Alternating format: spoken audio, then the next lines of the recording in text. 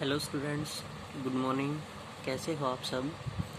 आज हम 9th class chemistry में चैप्टर 3 स्टार्ट कर रहे हैं, जो है एटम्स एंड मॉलिक्यूल्स। तो सबसे पहले हम स्टडी करते हैं एटम्स के बारे में। एटम क्या होता है? Atom is the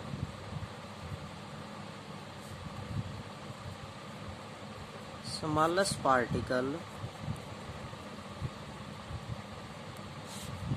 of an element। Atom किसका स्मॉलेस्ट पार्टिकल्स होता है? किसी भी एलिमेंट का स्मॉलेस्ट पार्टिकल्स होगा, सबसे छोटे से छोटा कण होगा, which can not be converted into another smaller particles, जिसको हम और अधिक छोटे टुकड़ों में नहीं डिसोशिएट कर सकते हैं, उसको कहा जाएगा एटम्स। जैसे हम किसी भी एलिमेंट्स का सिंबल लिख देते हैं, जैसे हमने मान लीजिए एक हाइड्रोजन का सिंबल लिख दिया, उस हाइड्रोजन के सिंबल से कुछ हम उससे पहले कुछ ना कुछ नंबर डिनोट्स करते हैं। वो नंबर क्या होता है? हमारे पास उसका एटम होता है। जैसे हम डिनोट्स कर दिया हमने 2H, तो यहाँ पर 2 किसको डिनोट्स कर रहा है? Number of atoms. तो एटम क्या होगा? एक स्मॉलेस्ट पार्टिकल्स होगा किसी भी एलिमेंट्स का। उसके बाद हम पढ़ रहे हैं मॉलिक्यूल। मॉलिक्यूल क्या होता है? Molecule is a smallest particle of an element और ए कंपाउंड। जो मॉलिक्यूल होगा वो किसी एलिमेंट का या फिर किसी कंपाउंड का स्मॉलेस्ट पार्टिकल्स होगा। जैसे अभी हम डिनोट्स कर रहे थे, एक सैम्बल डिनोट्स किया था हमने हाइड्रोजन का। उस हाइड्रोजन के हम नीचे भी कुछ ना कुछ डिनोट्स करते हैं। वो नंबर क्या होता है? किसी भी एलिमेंट का क्या होता है? मॉलिक्यूल। लेकिन इसी प्रकार हम किसका, जैसे किसी कंपाउंड्स के नीचे भी कुछ ना कुछ नंबर डिनोट्स करते हैं, वो डिनोट्स किसको करेगा? हमारे पास है मॉलिक्यूल्स को डिनोट्स करेगा। तो जो भी हमारे पास एक पार्टिकल्स एलिमेंट में प्रेजेंट हो या फिर एक कंपाउंड हो वो हमारे पास स्मॉलेस्ट पार्टिकल्स क्या होगा? मॉलिक्यूल्स होगा। तो क्या डिनोट्स करेंगे हम? Atom is the smallest particles of an element and molecule is the smallest particles of an element और ए कंपाउंड विच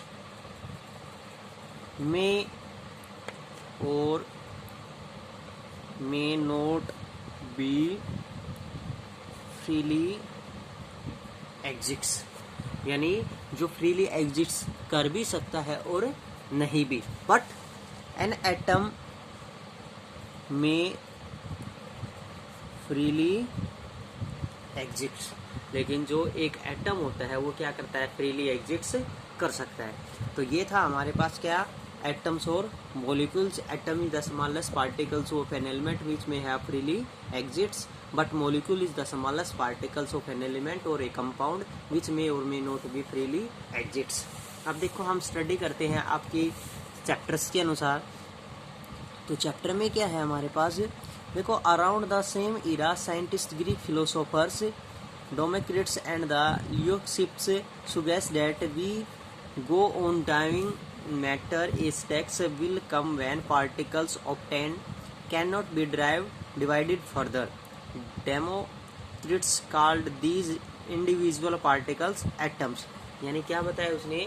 यही बताया था कि जब हम किसी भी पार्टिकल्स को डिवाइड नहीं कर सकते हैं और अधिक नहीं तोड़ सकते, can not be divided further, और अधिक डिवाइड नहीं कर सकते हैं, उसको क्या कहा जाएगा? एक एटम कहा जाएगा।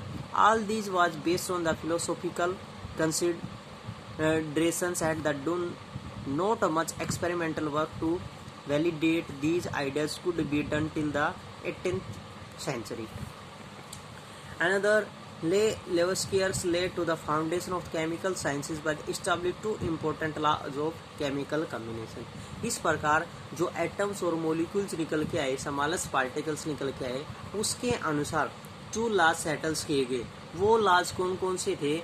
Law of chemical combination. Law of chemical combination क्या थे?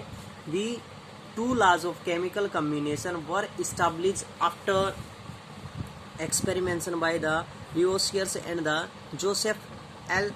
Proust. फर्स्ट लॉ कौन सा था? Law of conservation of mass. First law है law of chemical combination. Law of chemical combination क्या है? फर्स्ट लॉ है law of conservation of mass. Law of conservation, conservation का मतलब होता है स्थिर होना, फिक्स होना, और मास. तो क्या है law of conservation of mass? Mass can neither be created nor be destroyed in a chemical reaction.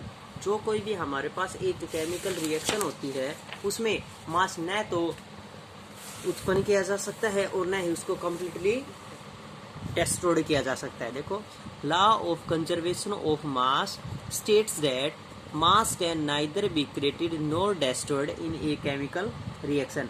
जो हमारी एक केमिकल रिएक्शन होती है उस केमिकल रिएक्शन में हम मास को न तो कम्प्लीटली क्रिएट कर सकते हैं और न ही कम्प्लीटली उसको डिस्ट्रॉयड कर सकते हैं इन ए केमिकल रिएक्शन. सेकंड है law of constant proportion. Law of constant proportion क्या था?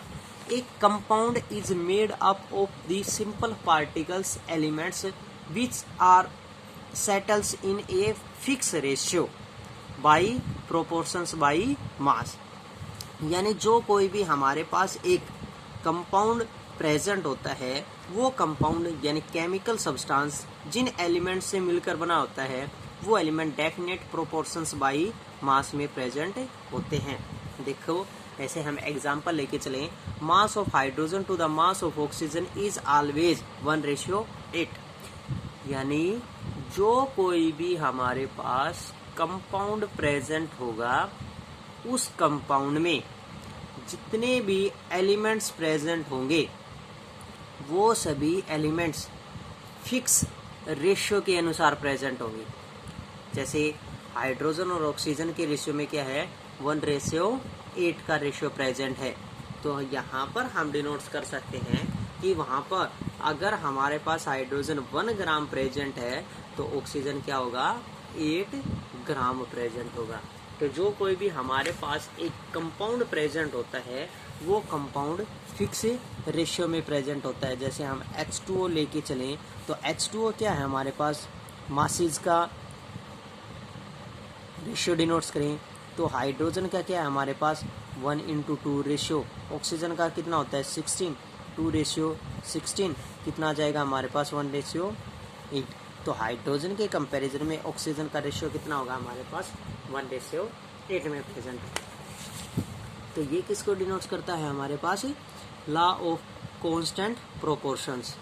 देखो, सिमिलर क्या है हमारे पास? Law of constant proportions.